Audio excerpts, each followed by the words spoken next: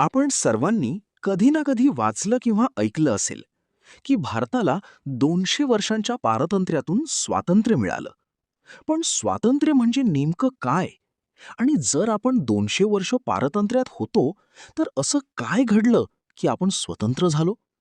हे स्वातंत्र्य नेमकं कसं मिळालं? आणि त्यासाठी कोणकोणत्या लोकांनी काय काय बलिदान दिलं? तुमच्या मनातही असेच प्रश्न नक्की आले असतील. तर या सर्व प्रश्नांची मूळ सुरुवात होते 1857च्या उठावापासून आणि त्याला दिशा मिळते 1885 मध्ये स्थापन झालेल्या भारतीय राष्ट्रीय काँग्रेसपासून. चला तर मग MPSC प्रोफेसरच्या आजच्या या लेक्चरमध्ये आपण समजून घेऊया भारतीय राष्ट्रीय काँग्रेस नेमकी काय आहे, तिची स्थापना का झाली आणि भारतीय स्वातंत्र्य संग्रामात तिचं नेमकं योगदान काय आहे. त्याचबरोबर स्पर्धा परीक्षांमध्ये या घटकावर काँग्रेसच्या अधिवेशनांचे स्थळ व त्यांच्या अध्यक्षांच्या नावांच्या जोड्या लावा, अशा प्रकारचे प्रश्न वारंवार विचारले जातात. म्हणूनच हा विषय केवळ ऐतिहासिक नाही, तर परीक्षेच्या दृष्टीनेही अत्यंत महत्त्वाचा ठरतो. चला तर मग भारतीय राष्ट्रीय काँग्रेस समजून घेण्याच्या या प्रवासाला सुरुवात करूया. पण या सगळ्याच्या आधी एक मूलभूत प्रश्न समजून घेणं खूप गरजेचं आहे. स्वातंत्र्य म्हणजे नेमकं काय? इतिहासकारांच्या मते स्वातंत्र्य म्हणजे फक्त परकीय सत्तेपासून मुक्त होणं नाही, तर स्वतःचे निर्णय स्वतः घेण्याचा अधिकार, स्वतःच्या देशावर स्वतःचं राज्य असणं आणि आपल्या भवितव्याची दिशा आपणच ठरवणं, हेच खरं स्वातंत्र्य. म्हणजेच जिथे लोकांच्या इच्छेला महत्त्व असतं, जिथे शासन लोकांसाठी आणि लोकांद्वारे चालतं, तेच खरं स्वातंत्र्य. आणि हेच स्वातंत्र्य मिळवण्यासाठी भारताने जवळजवळ 200 वर्षांचा संघर्ष केला. आता प्रश्न असा उरतो, या संघर्षाला संघटित रूप कोणी दिलं?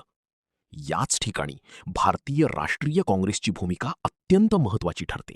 पण आता एक अत्यंत महत्त्वाचा प्रश्न उभा राहतो की भारतीय राष्ट्रीय काँग्रेसची स्थापना का बरं झाली?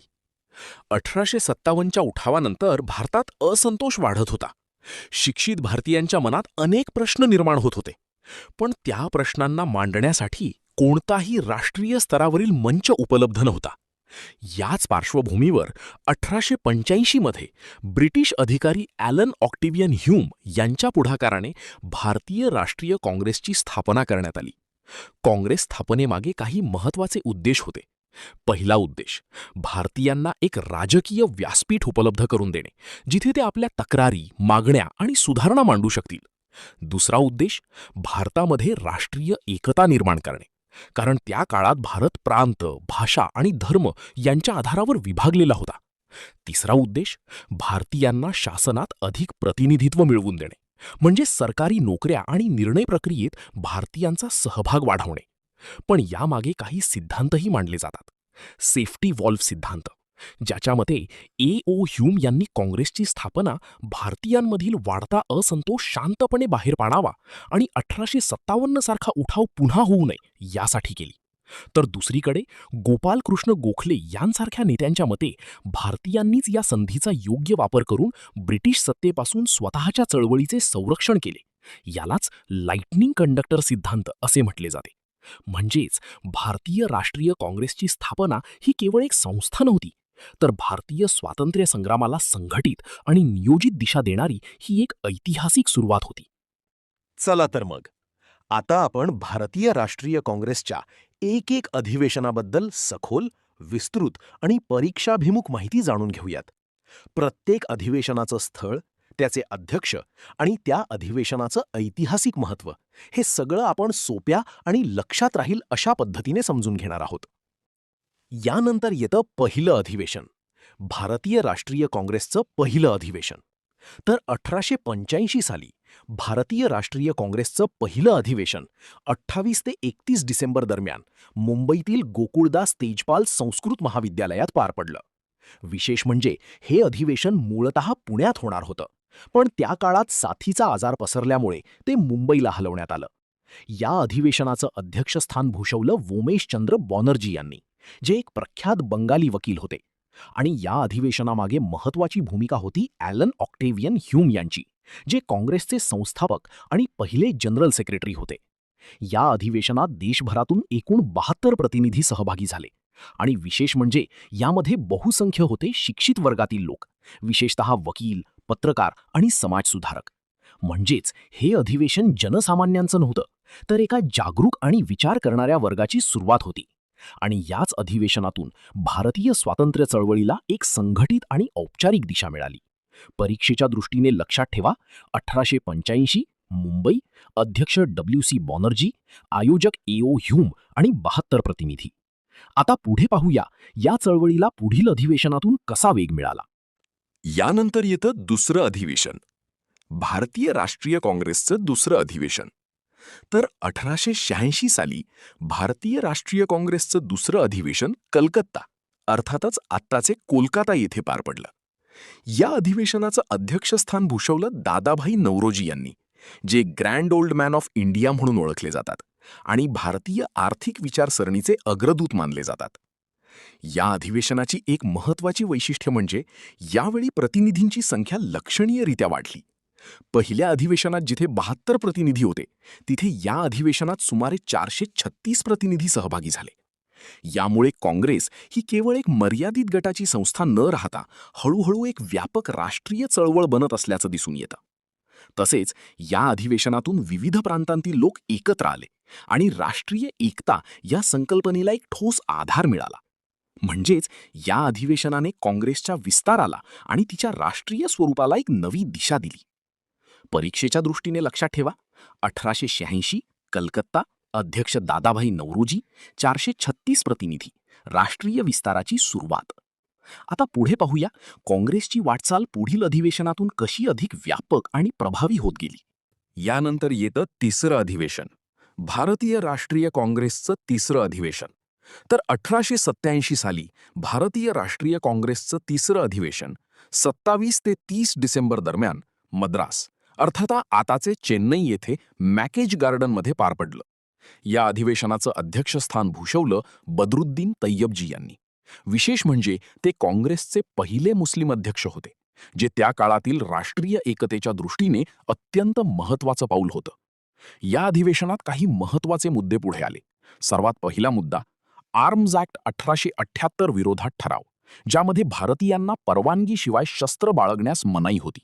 त्यानंतर ब्रिटिश सरकारकडे मागणी करण्यात आली की भारतात लष्करी शिक्षणासाठी मिलिटरी कॉलेजेस स्थापन करावीत, जेणेकरून भारतीयांना अधिकारी म्हणून प्रशिक्षण मिळेल.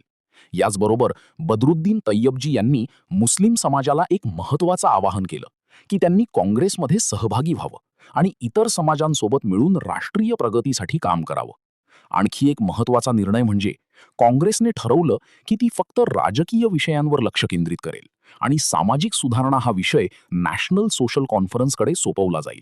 म्हणजेच या अधिवेशनातून राष्ट्रीय एकता आणि राजकीय जागरूकता यांना अधिक बळ मिळालं. परीक्षेच्या दृष्टीने लक्षात ठेवा, 1887 मद्रास, अध्यक्ष बदरुद्दीन तय्यबजी, आर्म्स ॲक्ट विरोध आणि पहिले मुस्लिम अध्यक्ष. आता पुढे पाहूया काँग्रेसची वाटचाल आणखी कशी विकसित झाली. यानंतर पुढे येतो एक महत्त्वाचा टप्पा, भारतीय राष्ट्रीय काँग्रेसचं चौथं अधिवेशन. तर 1888 साली भारतीय राष्ट्रीय काँग्रेसचं चौथं अधिवेशन अलाहाबाद, आताचे प्रयागराज येथे पार पडलं. या अधिवेशनाचं अध्यक्षस्थान भूषवलं जॉर्ज यूल यांनी.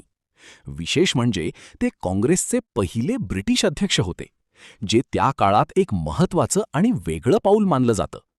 या अधिवेशनात काँग्रेसच्या कार्यपद्धतीला अधिक संघटित करण्यावर भर देण्यात आला आणि भारतीय प्रतिनिधित्व वाढवण्याच्या मागणीला आणखी बळ देण्यात आलं. तसेच ब्रिटिश प्रशासनात भारतीयांचा सहभाग वाढावा यासाठी ठोस सुधारणा मागितल्या गेल्या. म्हणजेच या अधिवेशनातून काँग्रेस अधिकाधिक एक राष्ट्रीय राजकीय संघटना म्हणून मजबूत होत गेली. परीक्षेच्या दृष्टीने लक्षात ठेवा, 1888 अलाहाबाद, अध्यक्ष जॉर्ज यूल, पहिले ब्रिटिश अध्यक्ष. आता पुढे पाहूया काँग्रेसचा हा प्रवास पुढील वर्षांत आणखी कोणत्या निर्णायक टप्प्यांकडे गेला. यानंतर पुढे येतो 5वा टप्पा, भारतीय राष्ट्रीय काँग्रेसचं 5वं अधिवेशन. तर 1889 साली भारतीय राष्ट्रीय काँग्रेसचं 5वं अधिवेशन बॉम्बे, अर्थातच मुंबई येथे पार पडलं. या अधिवेशनाचं अध्यक्षस्थान भूषवलं विल्यम वेडरबर्न यांनी. ते काँग्रेसला सहानुभूती दाखवणाऱ्या ब्रिटिश अधिकाऱ्यांपैकी एक महत्त्वाचे नेते मानले जातात. या अधिवेशनात काँग्रेसने आपली भूमिका अधिक स्पष्ट केली.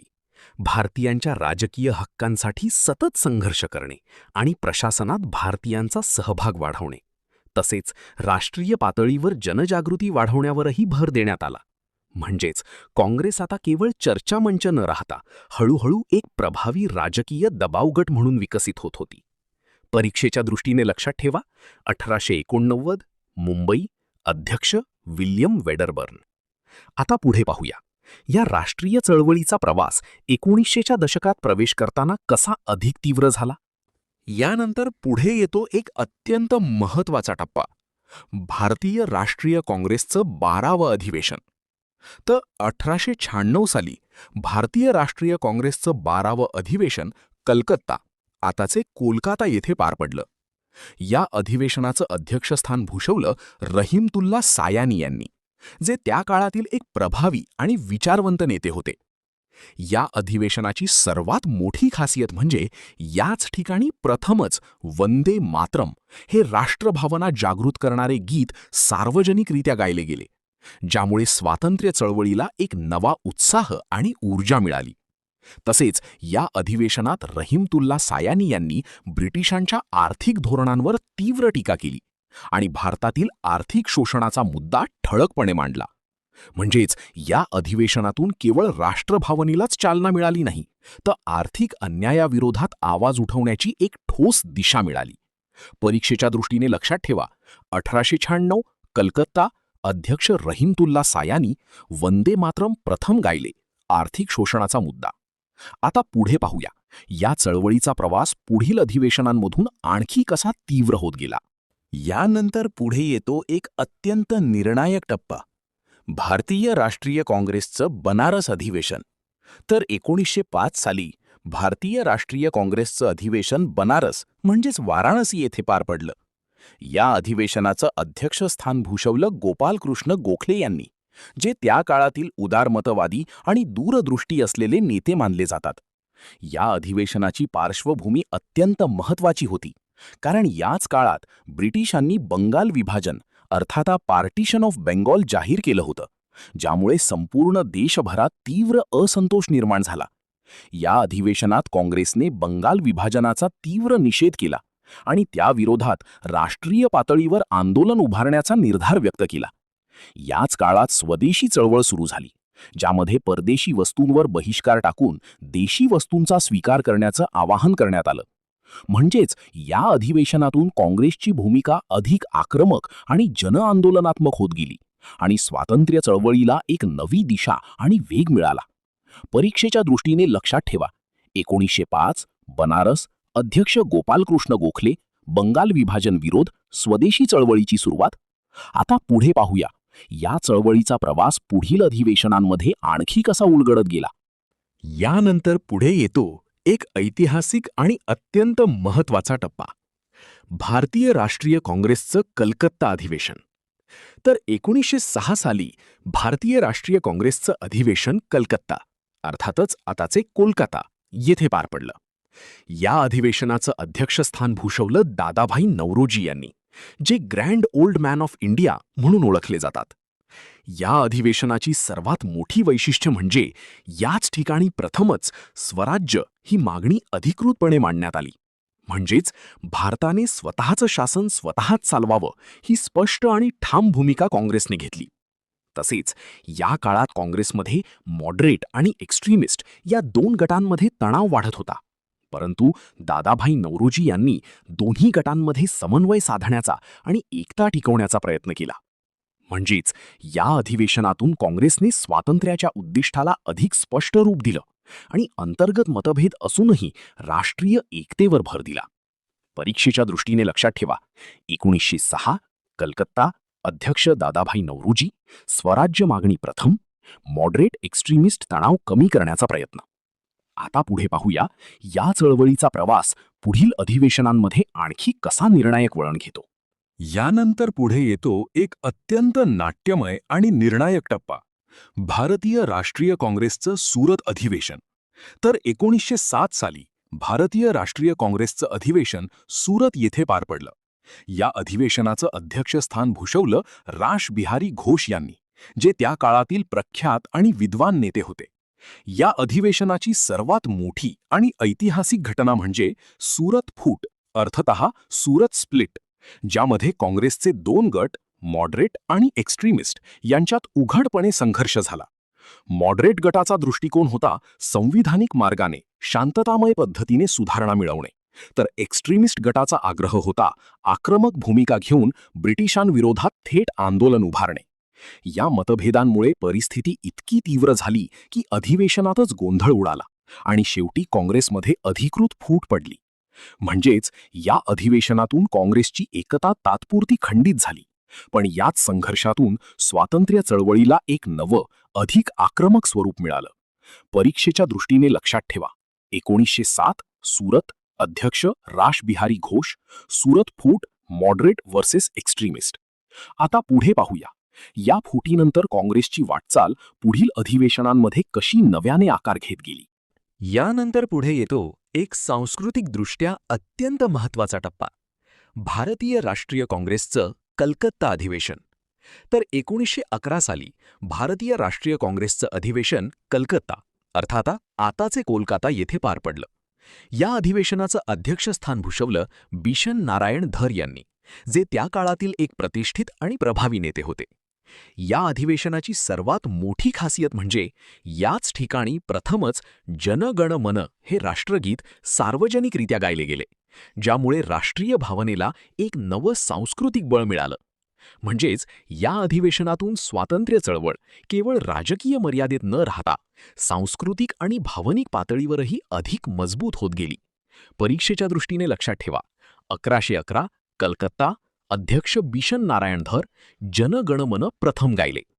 आता पुढे पाहूया, या चळवळीचा प्रवास पुढील अधिवेशनांमध्ये आणखी कसा विकसित झाला. यानंतर पुढे येतो एक अत्यंत ऐतिहासिक आणि एकात्मतेचा टप्पा, भारतीय राष्ट्रीय काँग्रेसचं लखनौ अधिवेशन. तर 1916 साली भारतीय राष्ट्रीय काँग्रेसचं अधिवेशन लखनौ येथे पार पडलं. या अधिवेशनाचं अध्यक्षस्थान भूषवलं अंबिकाचरण मजुमदार यांनी, जे त्या काळातील एक अनुभवी आणि प्रभावी नेते होते. या अधिवेशनाची सर्वात मोठी वैशिष्ट्य म्हणजे लखनौ करार, अर्थात लखनौ पॅक्ट, जो काँग्रेस आणि मुस्लिम लीग यांच्यात झालेला एक महत्त्वपूर्ण करार होता. तसेच या अधिवेशनातून मॉडरेट आणि एक्स्ट्रीमिस्ट हे दोन्ही गट पुन्हा एकत्र आले, ज्यामुळे काँग्रेसची एकता पुन्हा प्रस्थापित झाली आणि राष्ट्रीय चळवळीला नवी ऊर्जा मिळाली. म्हणजेच या अधिवेशनातून राजकीय एकात्मता आणि सहकार्याची भावना अधिक मजबूत झाली आणि स्वातंत्र्य संग्रामाला एक व्यापक आणि सर्वसमावेशक दिशा मिळाली. परीक्षेच्या दृष्टीने लक्षात ठेवा, 1916 लखनौ, अध्यक्ष Ambikacharan Majumdar, Lucknow pact, moderate extremist पुन्हा एकत्र. आता पुढे पाहूया, या चळवळीचा प्रवास पुढील अधिवेशनांमध्ये आणखी कसा वेग घेतो. यानंतर पुढे येतो एक ऐतिहासिक आणि प्रेरणादायी टप्पा, भारतीय राष्ट्रीय काँग्रेसचं कलकत्ता अधिवेशन. तर 1917 साली भारतीय राष्ट्रीय काँग्रेसचं अधिवेशन कलकत्ता, आताचे कोलकाता, येथे पार पडलं. या अधिवेशनाचं अध्यक्षस्थान भूषवलं ॲनी बेझंट यांनी, ज्या काँग्रेसच्या पहिल्या महिला अध्यक्षा ठरल्या आणि भारतीय स्वातंत्र्य चळवळीत महिलांच्या सहभागासाठी हा एक अत्यंत महत्त्वाचा क्षण मानला जातो. ॲनी बेझंट या केवळ नेत्या नव्हत्या, तर त्या होम रूल मूव्हमेंटच्या प्रमुख नेत्यांपैकी एक होत्या, ज्यांनी भारताला स्वशासन मिळावं यासाठी जोरदार चळवळ उभी केली. म्हणजेच या अधिवेशनातून काँग्रेसने स्त्री नेतृत्वाचा स्वीकार केला आणि स्वातंत्र्य चळवळीला एक नवं, अधिक व्यापक स्वरूप मिळालं. परीक्षेच्या दृष्टीने लक्षात ठेवा, 1917 कलकत्ता, अध्यक्ष ॲनी बेझंट, काँग्रेसच्या पहिल्या महिला अध्यक्षा. आता पुढे पाहूया, या चळवळीचा प्रवास पुढील अधिवेशनांमध्ये आणखी कसा उंचावत गेला. यानंतर पुढे येतो एक अत्यंत संवेदनशील आणि निर्णायक टप्पा, भारतीय राष्ट्रीय काँग्रेसचं अमृतसर अधिवेशन. तर 1919 साली भारतीय राष्ट्रीय काँग्रेसचं अधिवेशन अमृतसर येथे पार पडलं. या अधिवेशनाचं अध्यक्षस्थान भूषवलं मोतीलाल नेहरू यांनी, जे त्या काळातील एक प्रभावी आणि दूरदृष्टी असलेले नेते होते. या अधिवेशनाची पार्श्वभूमी अत्यंत गंभीर होती, कारण याच वर्षी जालियनवाला बाग हत्याकांड घडलं होतं. ज्यामुळे संपूर्ण देशभरात संतापाची लाट उसळली होती. या अधिवेशनात ब्रिटिशांच्या दडपशाही धोरणांचा तीव्र निषेध करण्यात आला आणि भारतीयांच्या नागरी हक्कांच्या संरक्षणाची ठाम मागणी करण्यात आली. तसेच रॉलेट कायद्याविरोधात देशभरात सुरू असलेल्या आंदोलनांना राजकीय पाठिंबा देण्यात आला. म्हणजेच या अधिवेशनातून काँग्रेसची भूमिका अधिक ठाम आणि संघर्षशील झाली आणि स्वातंत्र्य चळवळीला एक नवं, अधिक तीव्र स्वरूप मिळालं. परीक्षेच्या दृष्टीने लक्षात ठेवा, 1919 अमृतसर, अध्यक्ष मोतीलाल नेहरू, जालियनवाला बाग हत्याकांड पार्श्वभूमी, रॉलेट कायद्याविरोध. आता पुढे पाहूया, या चळवळीचा प्रवास पुढील अधिवेशनांमध्ये आणखी कसा वेग घेतो. यानंतर पुढे येतो एक अत्यंत महत्वाचा टप्पा. 1920 या एका वर्षात काँग्रेसची 2 अधिवेशने झाली. सर्वप्रथम 1920 मध्ये स्पेशल अधिवेशन कलकत्ता, अर्थातच आताचे कोलकाता येथे पार पडलं. या अधिवेशनाचं अध्यक्षस्थान भूषवलं लाला लाजपतराय यांनी, जे त्या काळातील एक आक्रमक आणि राष्ट्रवादी नेते होते. या अधिवेशनात असहकार चळवळ अर्थातच नॉन कॉपरेशन मुवमेंट सुरू करण्याचा महत्त्वपूर्ण ठराव मांडण्यात आला, ज्यामध्ये ब्रिटिश सरकारशी सहकार्य न करण्याचा आणि त्यांच्या संस्थांचा बहिष्कार टाकण्याचा निर्णय घेण्यात आला. यानंतर याच 1920 वर्षात दुसरं अधिवेशन नागपूर येथे पार पडलं. या अधिवेशनाचं अध्यक्षस्थान भूषवलं सी विजया राघवाचार्यार यांनी. या अधिवेशनात काही अत्यंत महत्त्वाचे संघटनात्मक बदल करण्यात आले. सर्वप्रथम काँग्रेसची प्रांतिक रचना भाषिक आधारावर करण्यात आली, ज्यामुळे संघटना अधिक प्रभावी आणि लोकांशी जोडली गेली. तसेच काँग्रेसचं सभासद शुल्क केवळ 4 आणे ठेवण्यात आलं, ज्यामुळे सामान्य लोकांनाही काँग्रेसमध्ये सहभागी होणं सोपं झालं. म्हणजेच या दोन्ही अधिवेशनांमधून काँग्रेसने एकीकडे आंदोलनाची दिशा निश्चित केली, तर दुसरीकडे संघटनात्मक पातळीवर स्वतःला अधिक मजबूत केलं. परीक्षेच्या दृष्टीने लक्षात ठेवा, 1920 कलकत्ता, अध्यक्ष Lala Lajpat Rai, non cooperation movement ठराव, आणि 1920 नागपूर, अध्यक्ष सी विजया राघवाचार्यार, प्रांतिक रचना भाषिक आधारावर, सभासद शुल्क 4 आणे. आता पुढे पाहूया, या चळवळीचा प्रवास पुढील अधिवेशनांमध्ये आणखी कसा व्यापक झाला. यानंतर पुढे येतो एक अत्यंत विशेष आणि ऐतिहासिक टप्पा, भारतीय राष्ट्रीय काँग्रेसचं बेळगाव अधिवेशन. तर 1924 साली भारतीय राष्ट्रीय काँग्रेसचं अधिवेशन बेळगाव येथे पार पडलं. या अधिवेशनाचं अध्यक्षस्थान भूषवलं महात्मा गांधी यांनी, आणि विशेष म्हणजे हे गांधीजींचं काँग्रेसमधील एकमेव अध्यक्षपद ठरलं.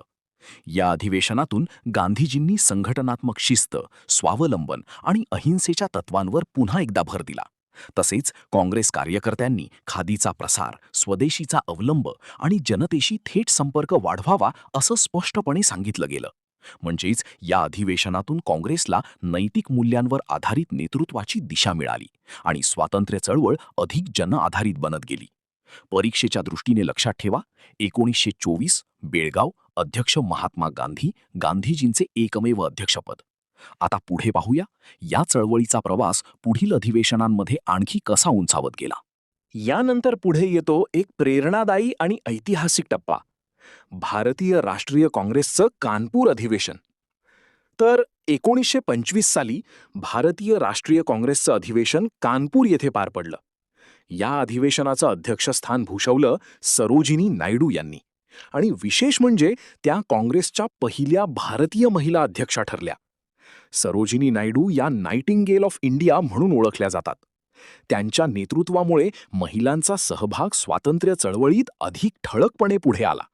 म्हणजेच या अधिवेशनातून काँग्रेसने भारतीय महिला नेतृत्वाला एक नवं स्थान दिलं आणि स्वातंत्र्य चळवळीला अधिक समावेशक आणि व्यापक स्वरूप मिळालं. परीक्षेच्या दृष्टीने लक्षात ठेवा, 1925 कानपूर, अध्यक्ष सरोजिनी नायडू, पहिली भारतीय महिला अध्यक्षा. आता पुढे पाहूया, या चळवळीचा प्रवास पुढील अधिवेशनांमध्ये आणखी कसा विकसित झाला. यानंतर पुढे येतो एक संघर्षपूर्ण आणि निर्णायक टप्पा, भारतीय राष्ट्रीय काँग्रेसचं मद्रास अधिवेशन.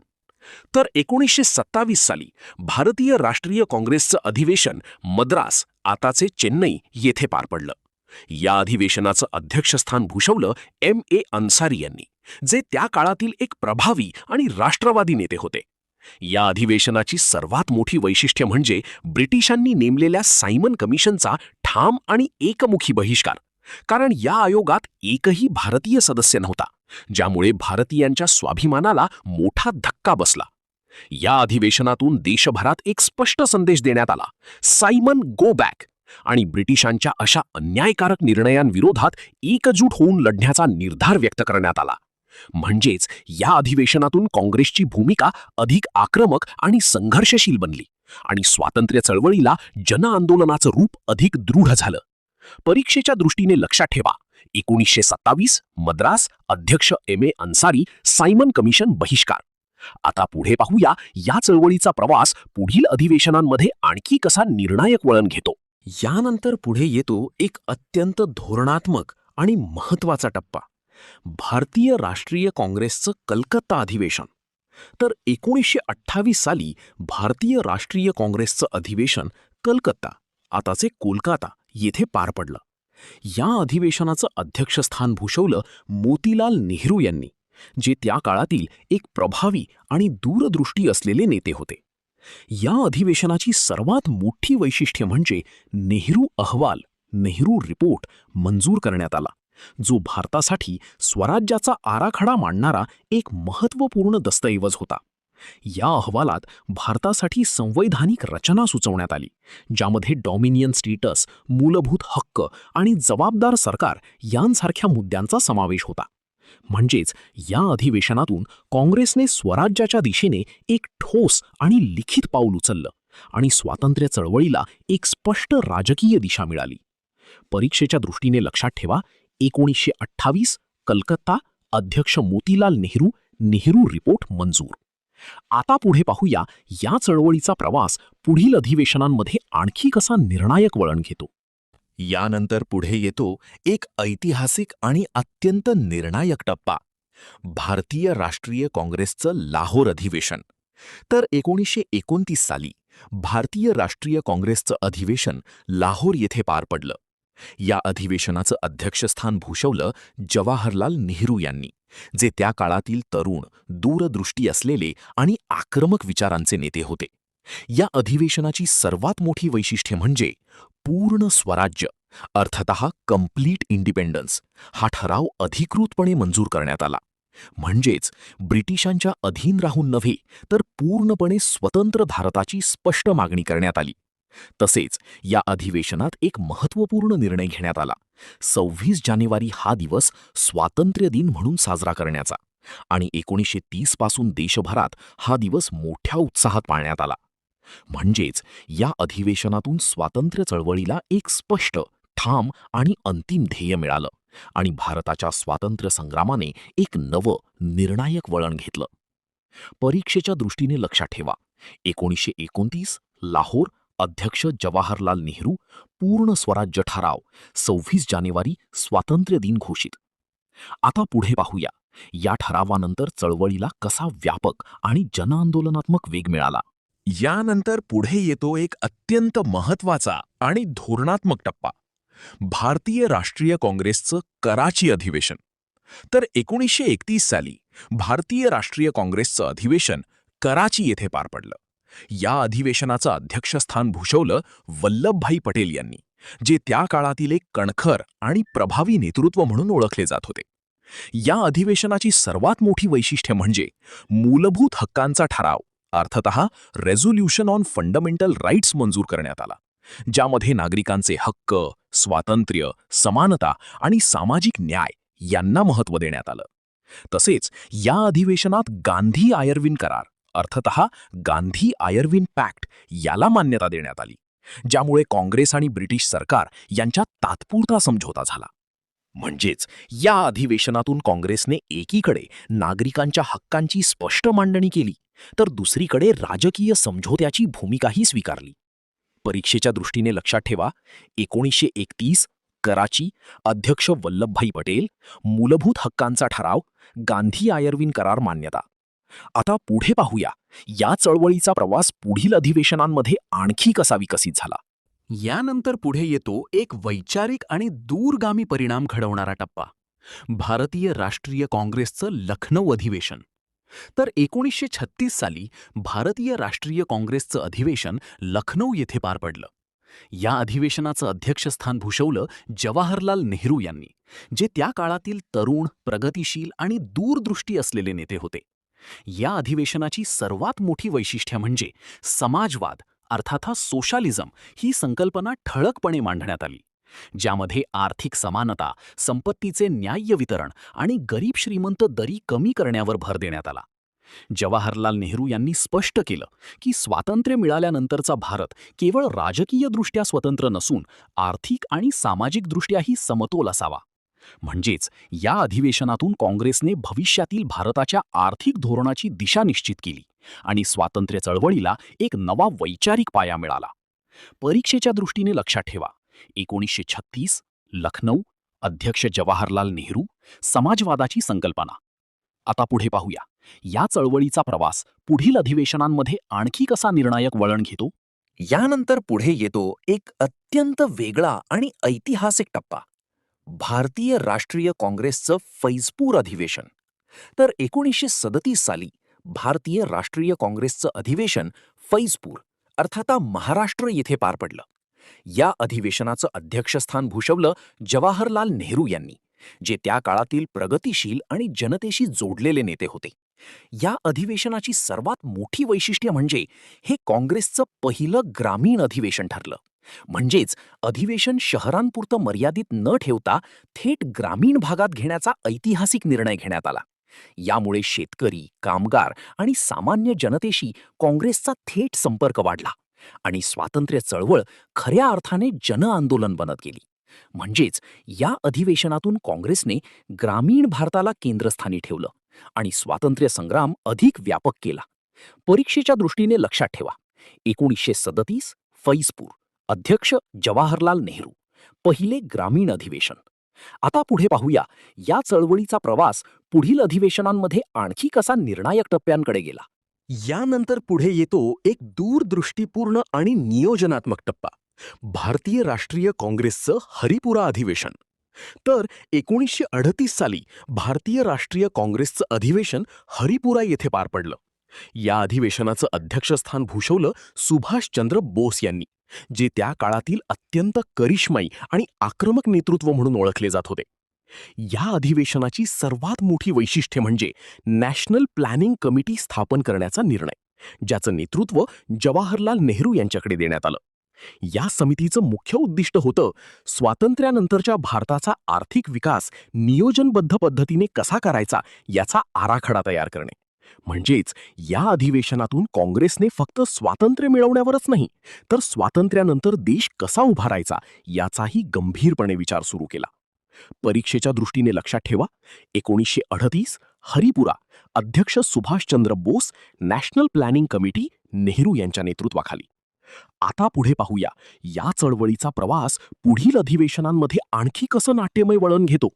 यानंतर पुढे येतो एक अत्यंत नाट्यमय आणि वळणबिंदू ठरलेला टप्पा, भारतीय राष्ट्रीय काँग्रेसचं त्रिपुरी अधिवेशन. तर 1939 साली भारतीय राष्ट्रीय काँग्रेसचं अधिवेशन त्रिपुरी येथे पार पडलं. या अधिवेशनाचं अध्यक्षस्थान भूषवलं सुभाषचंद्र बोस यांनी, जे त्या काळातील करिश्माई आणि आक्रमक विचारांचे नेते होते. या अधिवेशनाची सर्वात मोठी वैशिष्ट्य म्हणजे सुभाषचंद्र बोस आणि महात्मा गांधी यांच्यातील तीव्र मतभेद. या मतभेदांचा केंद्रबिंदू होता ब्रिटिशांविरोधात कोणती भूमिका घ्यावी आणि स्वातंत्र्य मिळवण्यासाठी कोणती रणनीती वापरावी. परिस्थिती इतकी तीव्र झाली की शेवटी सुभाषचंद्र बोस यांनी काँग्रेसच्या अध्यक्षपदाचा राजीनामा दिला. म्हणजेच या अधिवेशनातून काँग्रेसमध्ये नेतृत्व आणि विचारसरणीतील संघर्ष उघडपणे समोर आला आणि स्वातंत्र्य चळवळीला एक नवं आणि गुंतागुंतीचं वळण मिळालं. परीक्षेच्या दृष्टीने लक्षात ठेवा, 1939 त्रिपुरी, अध्यक्ष सुभाषचंद्र बोस, गांधीजींशी मतभेद, राजीनामा. आता पुढे पाहूया, या घटनांनंतर काँग्रेसची वाटचाल पुढील काळात कशी आकार घेत गेली. यानंतर पुढे येतो एक स्थैर्य आणि नेतृत्वाचा टप्पा, भारतीय राष्ट्रीय काँग्रेसचं रामगढ अधिवेशन. तर 1940 साली भारतीय राष्ट्रीय काँग्रेसचं अधिवेशन रामगढ येथे पार पडलं. या अधिवेशनाचं अध्यक्षस्थान भूषवलं अबुल कलाम आझाद यांनी, जे त्या काळातील विद्वान, दूरदृष्टी असलेले आणि प्रभावी नेते होते. या अधिवेशनाची सर्वात मोठी वैशिष्ट्य म्हणजे अबुल कलाम आझाद यांनी काँग्रेसचे अध्यक्ष म्हणून सर्वाधिक काळ म्हणजे 1940 ते 1945 कार्यभार सांभाळला. जो काँग्रेसच्या इतिहासातील एक महत्त्वाचा विक्रम मानला जातो. या काळात दुसऱ्या महायुद्धाची पार्श्वभूमी होती आणि भारताच्या स्वातंत्र्य चळवळीला नवीन आव्हाने आणि संधी दोन्ही निर्माण झाल्या. म्हणजेच या अधिवेशनातून काँग्रेसला स्थिर आणि सातत्यपूर्ण नेतृत्व मिळालं, ज्यामुळे स्वातंत्र्य संग्राम पुढील निर्णायक टप्प्यांसाठी तयार झाला. परीक्षेच्या दृष्टीने लक्षात ठेवा, 1940 रामगढ, अध्यक्ष अबुल कलाम आझाद, सर्वाधिक काळ अध्यक्ष म्हणजे 1940 ते 1945. आता पुढे पाहूया या चळवळीचा शेवटच्या टप्प्याकडे जाणारा प्रवास कसा घडत गेला. यानंतर पुढे येतो एक अंतिम आणि ऐतिहासिक टप्पा, भारतीय राष्ट्रीय काँग्रेसचं मेरठ अधिवेशन. तर 1946 साली भारतीय राष्ट्रीय काँग्रेसचं अधिवेशन मेरठ येथे पार पडलं. या अधिवेशनाचं अध्यक्षस्थान भूषवलं जे.बी. कृपलानी यांनी, जे त्या काळातील एक प्रभावी आणि संघटनक्षम नेते होते. या अधिवेशनाची सर्वात मोठी वैशिष्ट्य म्हणजे हे काँग्रेसचं स्वातंत्र्यपूर्व शेवटचं अधिवेशन ठरलं. याच काळात भारताच्या स्वातंत्र्याची प्रक्रिया अंतिम टप्प्यात पोहोचली होती आणि ब्रिटिश सत्ता भारत सोडण्याच्या तयारीत होती. म्हणजेच या अधिवेशनातून भारतीय स्वातंत्र्य संग्रामाचा अंतिम अध्याय सुरू झाल्याचं स्पष्ट झालं आणि अनेक वर्षांच्या संघर्षानंतर भारत स्वातंत्र्याकडे निर्णायक पावलं टाकत होता. परीक्षेच्या दृष्टीने लक्षात ठेवा, 1946 मेरठ, अध्यक्ष जे.बी. कृपलानी, स्वातंत्र्यपूर्व शेवटचे अधिवेशन. आता पुढे पाहूया या दीर्घ संघर्षानंतर भारताला स्वातंत्र्य कसं मिळालं. यानंतर पुढे येतो एक नवीन युगाची सुरुवात दर्शवणारा टप्पा, भारतीय राष्ट्रीय काँग्रेसचं जयपूर अधिवेशन. तर 1948 साली भारतीय राष्ट्रीय काँग्रेसचं अधिवेशन जयपूर येथे पार पडलं.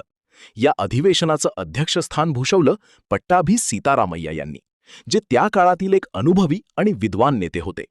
या अधिवेशनाची सर्वात मोठी वैशिष्ट्य म्हणजे हे काँग्रेसचं स्वातंत्र्यानंतरचं पहिलं अधिवेशन ठरलं. यामुळे काँग्रेसची भूमिका आता केवळ स्वातंत्र्य मिळवण्यापुरती मर्यादित राहिली नाही, तर स्वतंत्र भारताच्या उभारणीकडे आणि शासन व्यवस्थेच्या घडणीकडे वळली.